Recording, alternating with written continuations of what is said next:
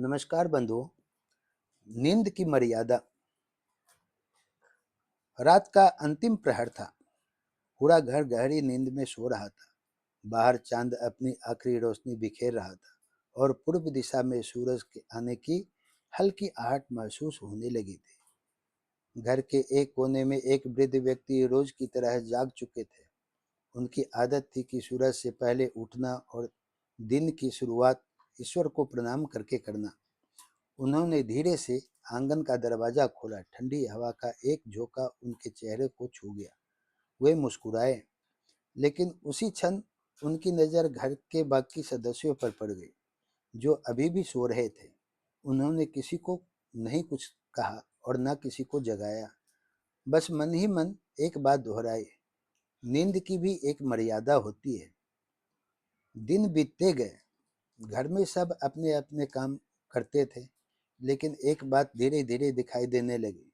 जो लोग देर तक सोते थे, उनके पास हमेशा समय की कमी रहती थी। किसी को काम पूरा करने की जल्दी रहती, किसी को शिकायत रहती कि जीवन में शांति नहीं है, किसी को लगता कि भाग्य उसका साथ नहीं दे रहा। एक सुबह वृद्ध व्यक्ति ने सभी को बुलाया। उन्होंने कोई उपदेश नहीं दिया, बस एक प्रश्न पूछा, यदि सूरज भी तुम लोगों की तरह देर से उठे तो क्या होगा? सब मुस्कुरा दिए। किसी ने कहा, फिर तो दिन ही देर से शुरू होगा। वृद्ध बोले, और यदि किसान देर से जागे तो फसल खराब हो जाएगी। यदि विद्यार्थी देर से जागे तो वह पढ़ाई में पीछे रह जाएगा। यदि सैनिक देर से जागे तो देश की सुरक्षा खतरे में पड़ सकती है। सभी गंभीर हो गए। फिर उन्होंने कहा, जब हर जिम्मेदारी समय पर जगाने से जुड़ी है, तो मनुष्य यह क्यों सोचता है कि उसका देर तक सोना कोई छोटी बात है? घर में सन्नाटा छा गया। कुछ क्षण बाद उन्होंने एक ऐसी बात कही जिसने सबको सोचने पर मजबूर कर दिया। उन्होंने कहा, पिता से पहले बेटा उठे। इसका अर्थ यह नहीं कि पिता उसे मजबूर कर रहे हैं। इसका अर्थ यह है कि बेटा एक दिन पिता की जिम्मेदारियों को समझने लगे। बेटी की आंखें झुक गई और बेटा भी वहां पर खड़े सोच रहा था। वृद्ध आगे बोले, माँ से पहले बेटी उठे।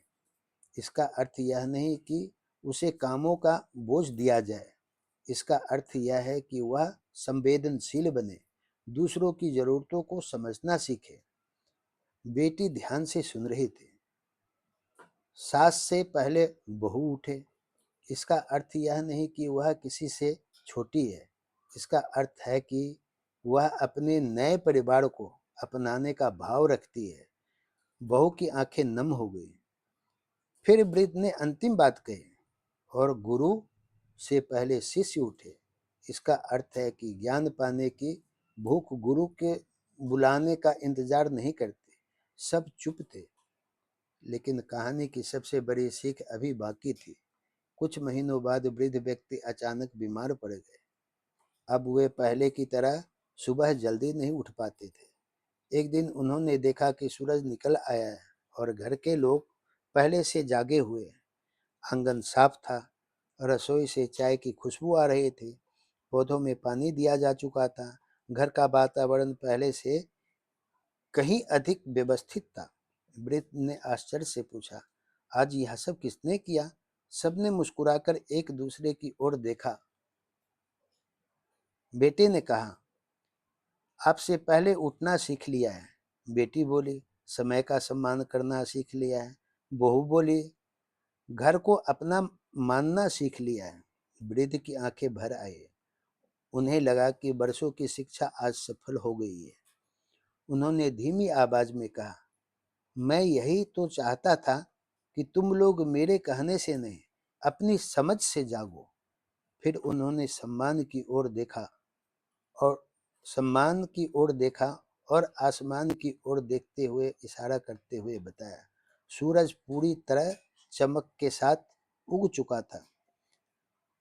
तब वृद्ध बोले, जीवन में सबसे बड़ी हार यह नहीं कि कोई व्यक्ति असफल हो जाए, सबसे बड़ी हार यह है कि वह अपनी जिम्मेदारियों के जागने से पहले ही सोया रह जाए।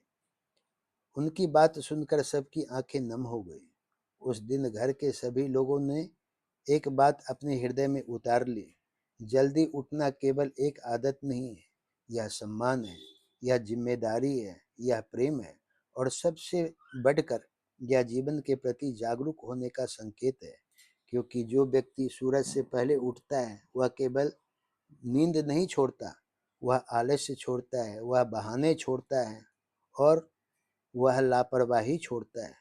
और जो अपने कर्तव्य के लिए जाग जाता है उसे जीवन में एक दिन अवश्य जगमगाती हुई सफलता, सम्मान और संतोष का उपहार देता है। नींद उतनी ही अच्छी है जितनी हमें कर्तव्य निभाने की शक्ति दे। जो नींद हमें जिम्मेदारियों से दूर कर दे वह विश्राम नहीं, जीवन की चोरी है।